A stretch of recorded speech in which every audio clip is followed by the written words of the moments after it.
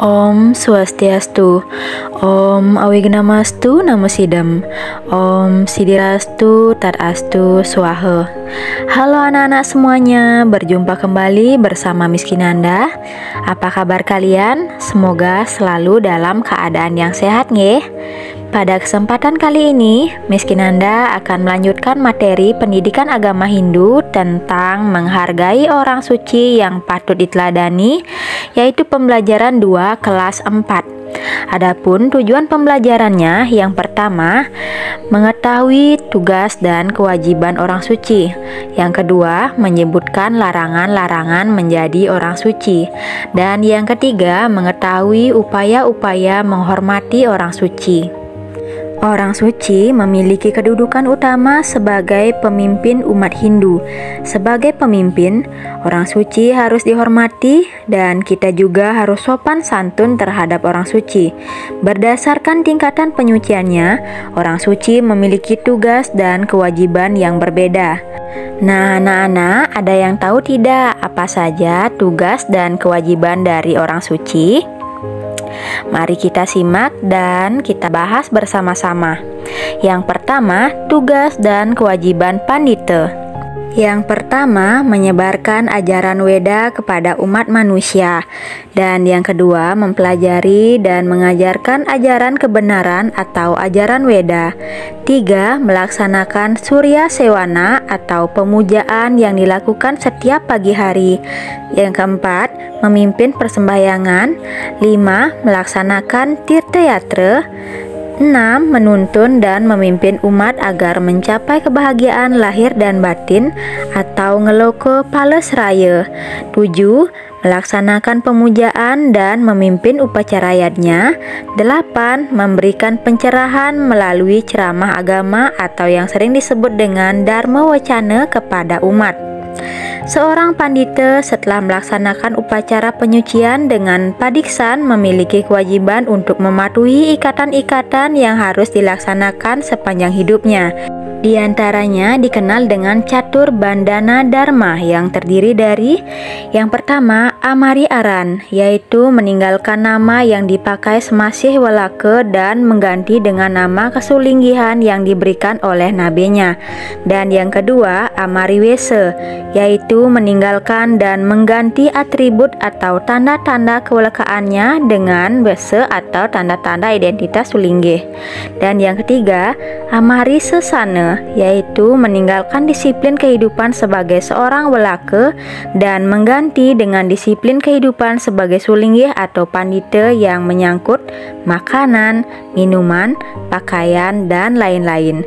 Yang keempat, umulahaken kaguru susrusan, yaitu melaksanakan dengan patuh dan berdisiplin ajaran guru atau nabe, serta hormat dan patuh kepada guru nabe serta keluarganya. Yang kedua, tugas dan kewajiban seorang pinandita atau pemangku. Secara umum, tugas dan kewajiban pemangku adalah mengantarkan yadnya pada batas kewenangan yang telah ditentukan. Adapun tugas dan kewajiban pinandita atau pemangku adalah yang pertama, mengantarkan upacara yang dipersembahkan di pura sesuai dengan batas kewenangannya, baik pada saat piodalan maupun pada hari-hari lainnya. Pemangku berwenang mempersembahkan upacara pada tingkatan Pulau Gembal. Dan yang kedua, pemangku berkewajiban untuk menuntun umat dalam menciptakan ketertiban dan kehikmatan pelaksanaan upacara di pura tempatnya bertugas, seperti mengatur persembahyangan maupun mengatur sajian yang dipersembahkan.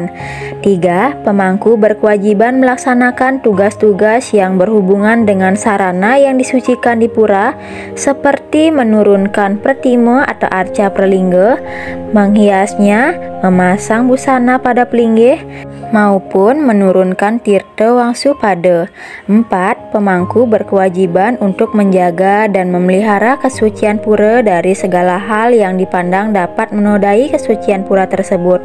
5. Bila diminta, pemangku berkewajiban melayani masyarakat untuk mengantarkan yadnya yang dipersembahkan oleh perseorangan sesuai dengan batas kewenangannya. 6. Pemangku berkewajiban untuk melaksanakan kegiatan pembersihan di pura tempatnya bertugas, terutama pada hari-hari purnama, tilem, dan rerainan yang lainnya. Larangan-larangan orang suci. Orang suci dalam penampilannya dapat mewujudkan ketenangan dan penuh welas asih yang disertai kemurnian lahir dan batin di dalam mengamalkan ajaran agama, tidak terpengaruh oleh gelombang hidup suka dan duka. Oleh karena itu, orang suci memiliki larangan yang mesti dijauhi, diantaranya: yang pertama, tidak boleh berjudi. 2. Ahimsa artinya tidak menyakiti.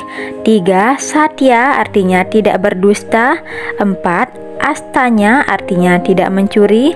5. Awyawaharika artinya tidak suka bertengkar. 6. Tidak boleh bersinah. 7. Tidak boleh ingkar janji. 8. Tidak boleh berpolitik praktis. 9. Tidak boleh tersangkut pidana. 10. Tan adol awelia artinya tidak berjual beli. 11. Tidak boleh melakukan perbuatan dosa. 12. Tidak boleh bergaul dengan orang jahat. Selain larangan di atas, terdapat juga pantangan makan dan minum bagi orang suci. Di antaranya, yang pertama, tidak boleh minum minuman beralkohol seperti tuak, arak, dan minuman keras lainnya.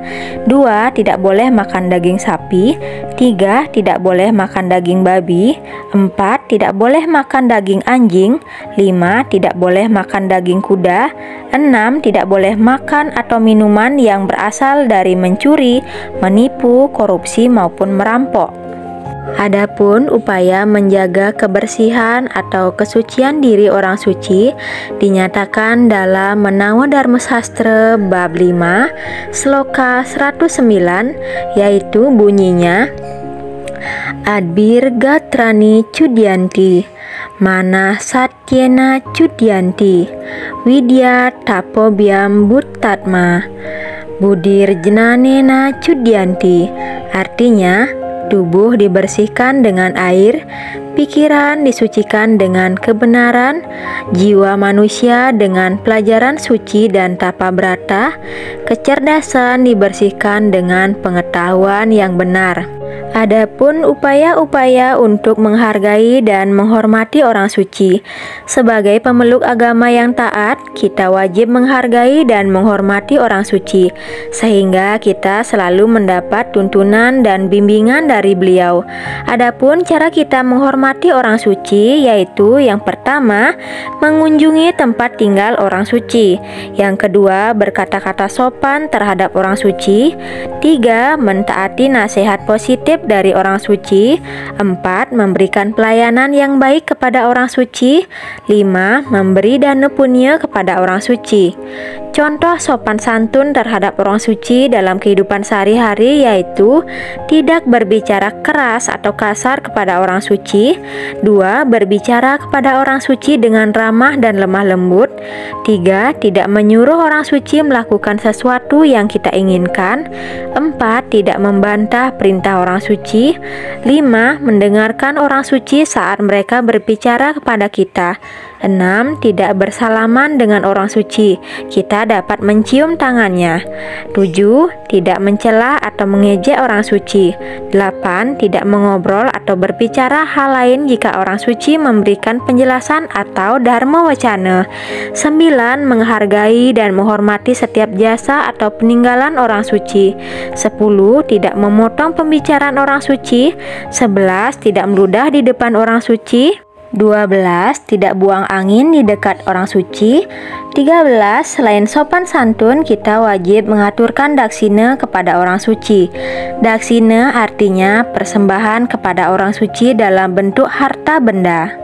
Oke, baik, terima kasih anak-anak. Sekian video pembelajaran kita hari ini mengenai menghargai orang suci yang patut diteladani. Anak-anak tetap semangat belajar dan tetap jaga kesehatannya nggih. Mari kita tutup dengan Parama Santi. Om Santi Santi Santi Om.